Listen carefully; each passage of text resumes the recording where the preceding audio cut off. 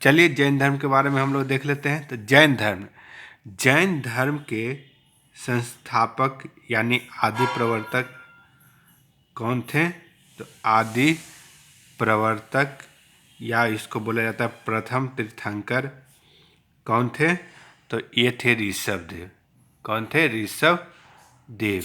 ऋषभदेव थे जो जैन धर्म के आदि प्रवर्तक या प्रथम तीर्थंकर इनको माना जाता है। किनको? तो ऋषभदेव को माना जाता है। तो जैन धर्म का उल्लेख जो है जो आपको कहाँ से मिलता है? तो जैन धर्म का उल्लेख जो है जो आपका ऋग्वेद से आपको मिलता है। तो ऋग्वेद कब कितना ईस्वी था? तो 1500 ईसा पूर्व ऋग वैदिक काल था। तो ये लगभग जैन धर्म जो है जो 1500 ईसा पूर्व ऋग वैदिक काल में था। ऋग वैदिक काल उस समय क्या था? ऋग वैदिक काल था। तो इसमें जो है जो जैन धर्म में टोटल 24 तीर्थंकर हुए। कितने हुए? 24 तीर्थंकर। जिसमें पहला का नाम याद रखिएगा। पहला तीर्थंकर या आदि प्रवर्तक कौन थे? तो ऋषभदेव। उसका 23वां का याद रखिएगा। 23वां नंबर पर जो थे 23वें तीर्थंकर वो थे पार्श्वनाथ। वो थे कौन? पार्श्वनाथ थे। आज जो 24वें तीर्थंकर थे उनका नाम था महावीर। महावीर को ही बोला जाता है जैन धर्म का वास्तविक संस्थापक। अगर कोई क्वेश्चन पूछा जाए कि जैन धर्म का वास्तविक संस्थापक कौन थे, तो वास्तविक संस्थापक कौन थे? तो जैन धर्म के वास्तविक संस्थापक कौन थे? तो महावीर। लेकिन ऐसे जब पूछा जाए कि जैन धर्म का संस्थापक कौन थे, तो ऋषभदेव। प्रथम तीर्थंकर वही थे, ऋषभदेव। तो इनका चिन्ह जो है जो याद रखिएगा, जैन धर्म में जो चिन्ह था तो ऋषभदेव का चिन्ह क्या था? तो ऋषभदेव का जो चिन्ह जो है जो याद रखिएगा सार था। अब पार्श्वनाथ का जो चिन्ह है जो सर्प है। अब महावीर का चिन्ह जो है जो क्या है? सिंह। चलिए अब महावीर भगवान के बारे में थोड़ा सा जान लेते हैं। महावीर जो थे जो 24वें तीर्थंकर थे, इन्हीं को वास्तविक संस्थापक बोला जाता है। वास्तविक संस्थापक जो थे जो कौन थे? संस्थापक कौन थे? महावीर थे। महावीर जो थे जो जैन धर्म के 24वें तीर्थंकर थे। इनका जन्म जो है जो 540 ईसा पूर्व। कितना ईसा पूर्व? ईस्वी पूर्व 540 ईस्वी पूर्व कुंडग्राम। कहाँ? कुंडग्राम कहाँ? वैशाली में है। वैशाली कहाँ है? तो आपका बिहार में है। वहाँ इनका जन्म हुआ था। इनका बचपन का नाम वर्धमान। इनके बचपन का नाम था वर्धमान। इनके पिता का नाम था आपका सिद्धार्थ। इनके पिता का नाम तो था क्या? सिद्धार्थ इनके जो थे ये ज्ञात्रिक वंश के राजा थे। ज्ञात्रिक वंश से इनका संबंध था। उसका इनके माता का नाम था त्रिशला। क्या था? त्रिशला। इनके माता का नाम त्रिशला था।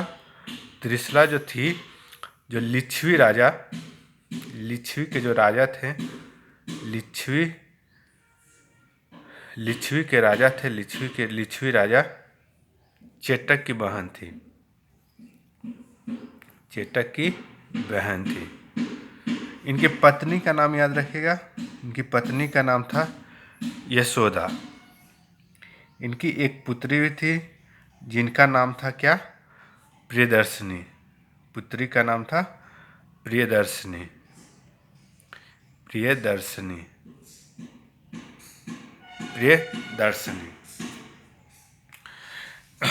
जब ये 30 साल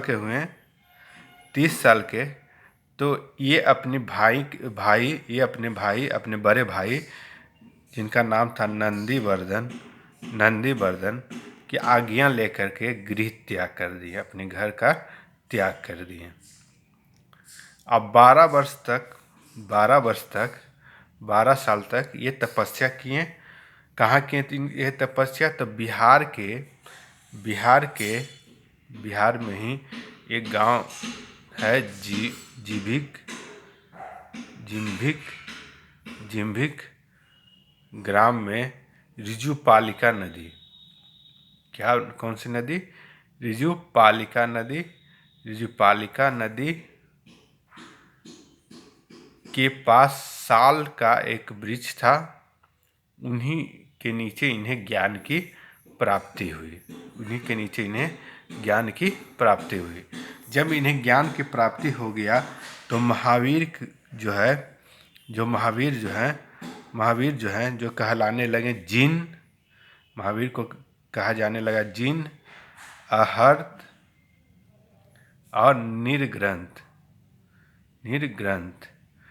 मतलब जिन का अर्थ होता है विजेता, अहर्त का अर्थ होता है पूज्य, और निर्ग्रंथ का अर्थ होता है बंधनहीन।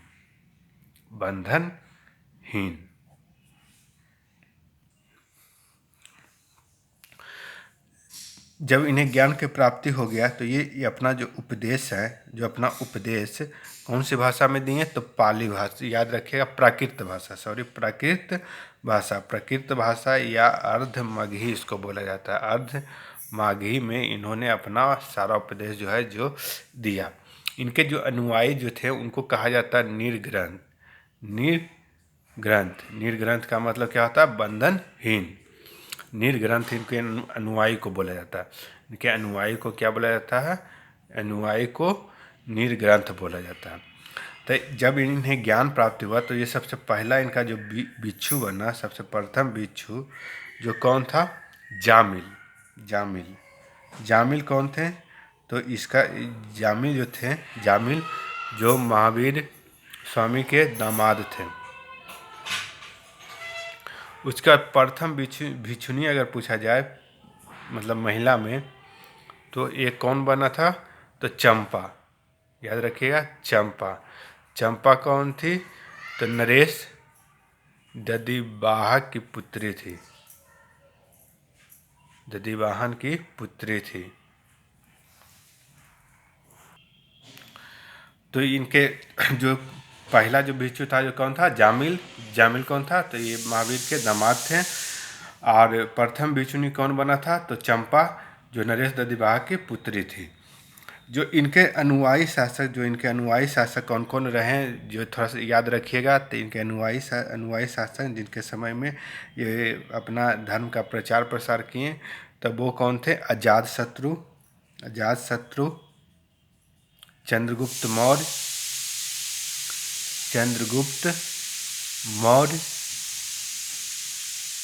उसके बाद खारवेल कौन थे? तो कलिंग के राजा थे। खारवेल कौन थे? कलिंग के राजा थे। उसके बाद उदयन,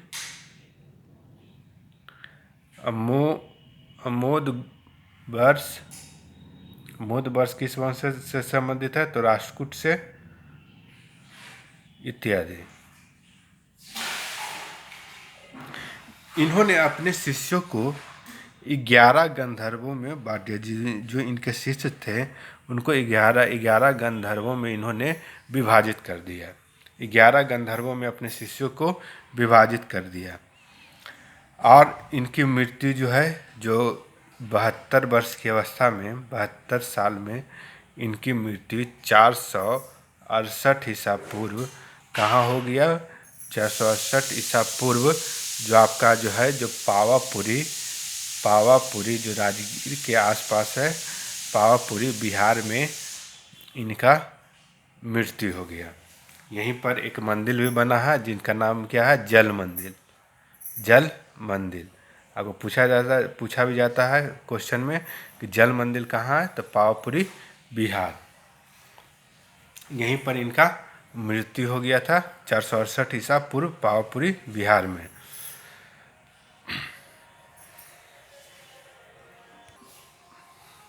तो याद रखिएगा 72 साल की उम्र में 468 ईसा पूर्व पावापुरी बिहार में आपका इनकी मृत्यु हो गया था। तो इनकी मृत्यु हो गया था। मल्ल राजा सुश्रीपाद, मल्ल के राजा थे, मल्ल राजा, या देखिए मल्ल राजा सुश्रीपाल के राजप्रसाद में महावीर स्वामी को निर्वाण प्राप्त हो गया था।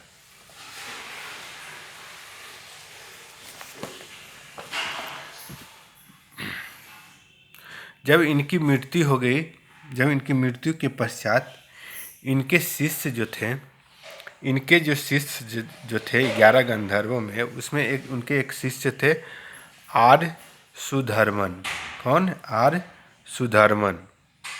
सुधर्मन ही एक अकेला गंधर्व बचा जो इनके मृत्यु के पश्चात भी रहा।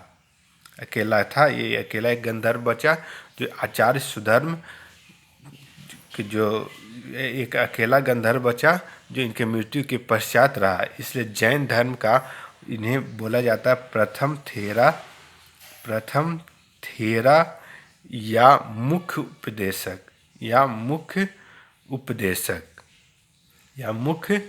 उपदेशक। जैन धर्म की मृत्यु के पश्चात आचार्य सुधर्मन ने को ही प्रथम थेरा या मुख्य उपदेशक बने। करीब 300 ईसा पूर्व क्या हुआ था? तो 300 ईसा पूर्व मगध में भीषण अकाल पड़ा। 12 साल तक ये अकाल आप लोग का चला था, जिसमें क्या हो गया, इनके मृत्यु के पश्चात जो हो गया, आचार्य सुधर्मन के मृत्यु के पश्चात जो था,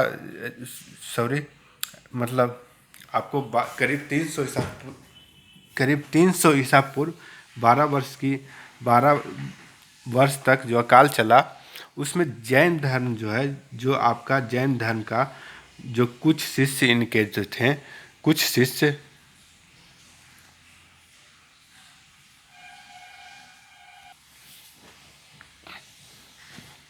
तो 300 ईसा पूर्व 12 वर्ष तक मगध में बहुत ही भीषण अकाल पड़ा।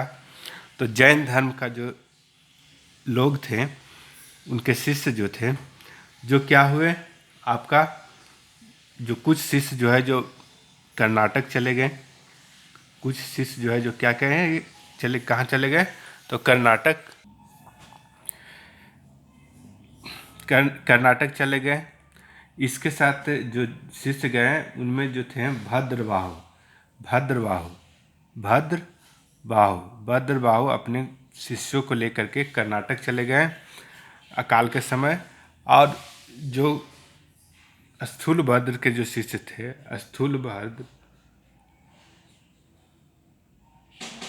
स्थूलभद्र अपने शिष्यों के साथ वहीं मगध में ही रह गए, वो कहीं नहीं गए।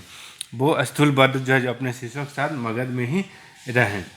जब ये वापस लौटे, अकाल के बाद वापस लौटे, तो भद्रबाहु जब अकाल के बाद वापस लौटे मगध में, तो मगध में भद्रबाहु और स्थूलभद्र के शिष्यों के बीच मतभेद हो गया, जिसके बाद जैन धर्म दोस्तों, जो जैन धर्म 2 भागों में टूट गया। एक हो गया आपका श्वेतांबर,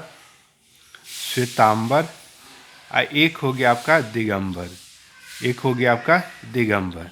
श्वेतांबर उनको बोला जाता था जो श्वेत वस्त्र धारण करते थे, और जो नग्न रहते थे उन्हें बोला जाता था दिगंबर। श्वेतांबर जो थे, जो भद्रबाहु के शिष्य थे, स्थूलभद्र के जो शिष्य थे, जो श्वेतांबर थे, और दिगंबर जो थे, जो भद्रबाहु के शिष्य थे, भद्रबाहु।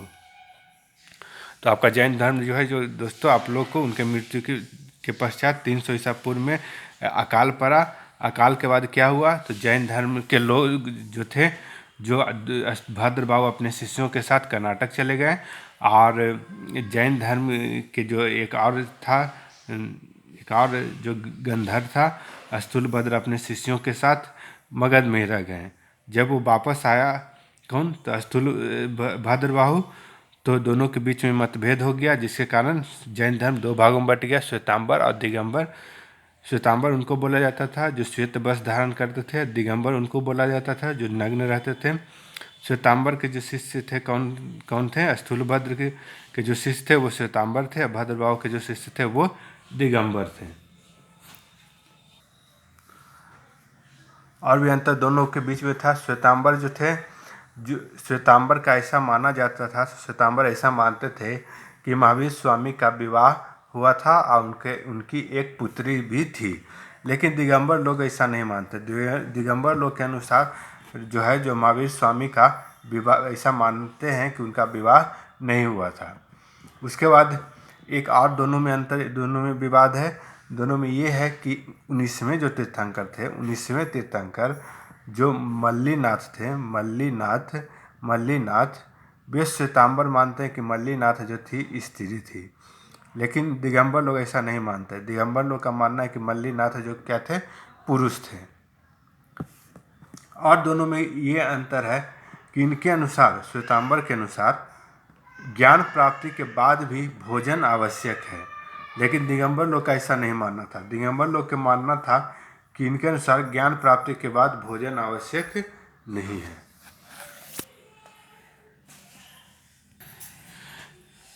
जो जैन धर्म के त्रिरत्न जो बोला जाता है, त्रिरत्न किसको बोला जाता? तो त्रिरत्न था सम्यक दर्शन, सम्यक ज्ञान और सम्यक आचरण। ये जो तीन जो है जिसको बोला जाता है, ये तीनों को जैन धर्म का त्रिरत्न। जैन धर्म जो है जो ईश्वर में मान्यता नहीं रखते थे। ईश्वर को इन लोग नहीं मानते थे, लेकिन आत्मा को इन लोग मानते थे। जैन धर्म के लोग जो आत्मा में विश्वास करते थे। महावीर जो स्वामी थे, महावीर स्वामी, वो पुनर्जन्म एवं कर्मवाद पर विश्वास रखते थे। उसके बाद बौद्ध धर्म में दो संगति हुई। संगति इसलिए करवाया जाता था क्योंकि किसी भी धर्म की बिखरी हुई परंपराओं को एक जगह, याद रखें, जैन धर्म में आपका क्या हुआ था? दो संगति हुआ था। वो संगतियाँ इसलिए करवाई जाती है क्योंकि किसी भी धर्म की बिखरी हुई परंपराओं को एक जगह संकलित करने के उद्देश्य से संगतियाँ का आयोजन किया जाता है। तो दो संगति हुआ था, पहला और दूसरा। दो संगति हुआ था, जिसमें पहला जो हुआ था जो 300 ईसा पूर्व हुआ था, 300 ईसा पूर्व हुआ था, और दूसरा जो हुआ था आपका 512 ईस्वी में हुआ था। जो पहला हुआ था वो कहाँ हुआ था? पाटलिपुत्र में।